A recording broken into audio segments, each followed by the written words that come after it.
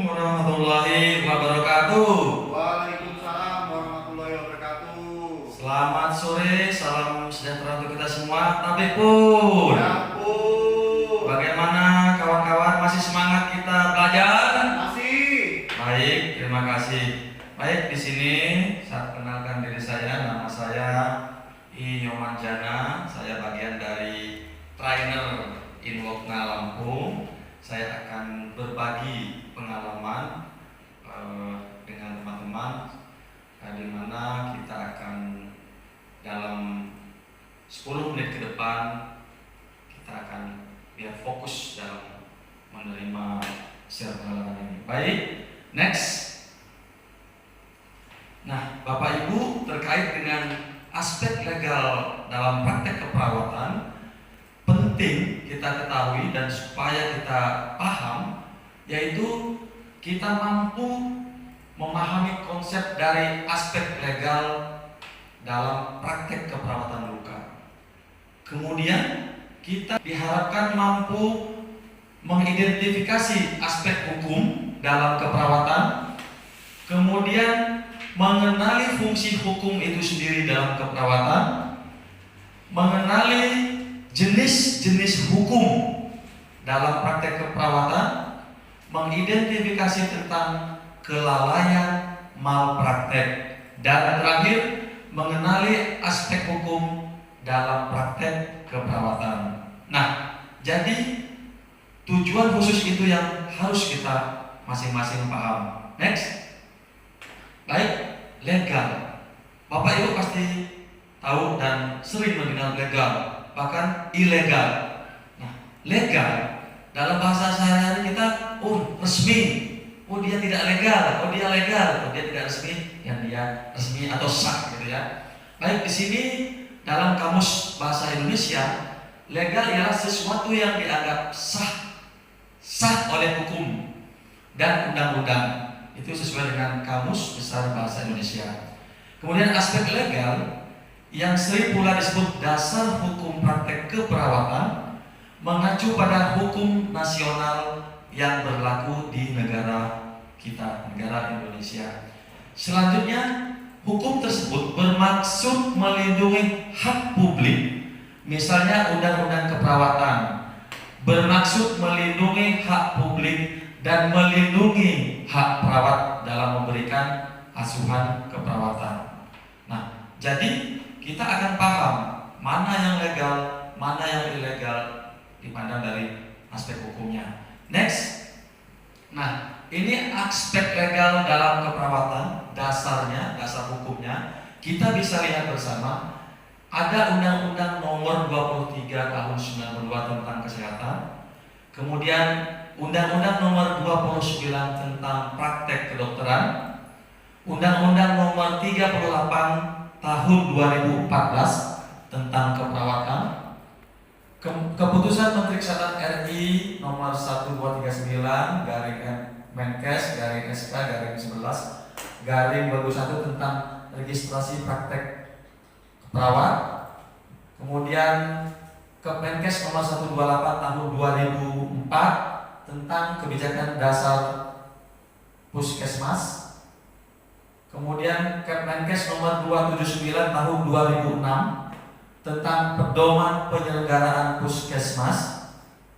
Selanjutnya SK Menpan Nomor 94 Kep PM PAN 11/2001 tentang jabatan fungsional perawat. Selanjutnya PP Nomor 32 Tahun 1996 tentang tenaga kesehatan. Nah, itu Bapak Ibu yang mendasari terkait dengan aspek legal. Ada lagi sebetulnya Permenkes Nomor 26 Tahun 2019 tentang pedoman pelaksanaan dari Undang-Undang Nomor 38 Tahun 2014, pedoman pelaksanaannya. Baik, next. Bapak Ibu, hukum tersebut merupakan aturan-aturan. Kita sangatnya awam ya. Begitu kita didatangin media, aparat penegak hukum atau APH, kita langsung gemetar. Kemudian disitulah kelemahan kita sebagai perawat. Begitu ditekan sedikit sudah lutut itu gemetar. Jadi teman-teman semua, kita harus tahu hukum. Di samping kita melakukan praktek keperawatan, kita harus tahu. Nah, hukum itu merupakan aturan-aturan yang dibuat manusia yang mengatur perilaku sosial secara formal, ditentukan secara hukum mengikat. Kemudian hukum juga didasarkan pada keprihatinan untuk memperoleh keadilan. Untuk memperoleh keadilan. Baik, pintar. Jadi luar biasa, baru saja menyebut langsung hafal. Selanjutnya next. Nah, ini fungsi hukum dalam keperawatan. Baik, fungsinya yang pertama yaitu menyediakan kerangka kerja untuk menetapkan mana tindakan perawatan klien yang legal. Kemudian dia bisa membedakan tanggung jawab perawat dari orang-orang profesional lainnya, tidak mengambil wilayah kerja tenaga kesehatan lainnya. Misalnya sekarang ini sudah banyak kita dibilang dokter ya, perawat sangat bangga dikatakan dokter. Di sini kita padahal mengambil area orang lain, profesi lain, dan tidak berani mengakui saya ini perawat. Nah, jadi harus berani. Ruang kita, wilayah kerja kita adalah perawat, karena kita telah dibatasi oleh hukum ini. Nah, selanjutnya membantu menetapkan batas-batas tindakan keperawatan independen. Ada keperawatan interdependen di sana, perawatan kolaborasi ya. Jadi kita harus paham itu.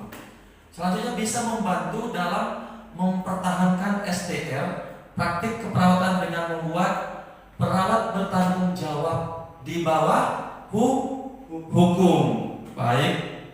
Selanjutnya next, jenis hukum. Bapak Ibu, banyak jenis hukum yang ada di Indonesia, terutama di kesehatan kita lihat ya, ada hukum publik. Nah, hukum publik ini adalah peraturan hukum yang mengatur tentang hubungan hukum antar negara dengan negara yang menyangkut kepentingan umum. Nah, dengan kepentingan umum publik merupakan itu mengatur masyarakat. Ada hukum tata negara di dalamnya, ada hukum administrasi negara, dan hukum pidana. Next. Ini selanjutnya ya jenis hukum. Yang kedua adalah hukum privat. Nah, ada yang tahu hukum privat? Tidak. Tidak. Baik, hukum privat merupakan hubungan yang mengatur hubungan antara sesama manusia, antara satu orang dengan orang lain, dengan menitik beratkan pada kepentingan perorangan. Nah, di dalam hukum privat ini ada namanya hukum sipil, hukum perdata, kemudian hukum pedagang. Baik, bisa disebutkan tadi hukum sipil, kemudian selanjutnya hukum perdata, kemudian hukum dagang. Nah, itu yang masuk dalam hukum privat. Next, selanjutnya yang terakhir, kemudian kelalaian dalam malpraktek. Nah, kelalaian, ada malpraktek. Istilah ini selalu mengganggu kita dalam praktek keperawatan dan sangat rentan. Orang selalu melemparkan kesalahan sedikit. Oh, dia malpraktek. Oh, si itu, si A malpraktek. Dan oh, dia lalai. Nah, ini yang dimaksud dengan kelalaian. Lalai atau pelanggaran kewajiban. Nah, ini adalah kegagalan individu untuk memberikan perawatan yang wajar akibat kurang teliti, kurang hati-hati, malas, dan kurang tanggung jawab. Selanjutnya malpraktik adalah kelalaian, kesalahan atau pelanggaran kewajiban oleh seorang profesional yang mengakibatkan cedera atau kerusakan. Ini menurut Racing and Allen 2007. Nah, Bapak Ibu paham yang saya sampaikan? Paham. Baik. Pak Budi paham yang saya sampaikan? Baik, terima kasih. Semoga nanti apa yang saya sampaikan ini dapat membekali kita dalam melakukan praktek keperawatan, terutama keperawatan mandiri. Kita harus paham hukum. Nanti selanjutnya pada sesi berikutnya kita akan bertemu lagi. Untuk itu saya akhiri. Wassalamualaikum warahmatullahi wabarakatuh. Selamat sore.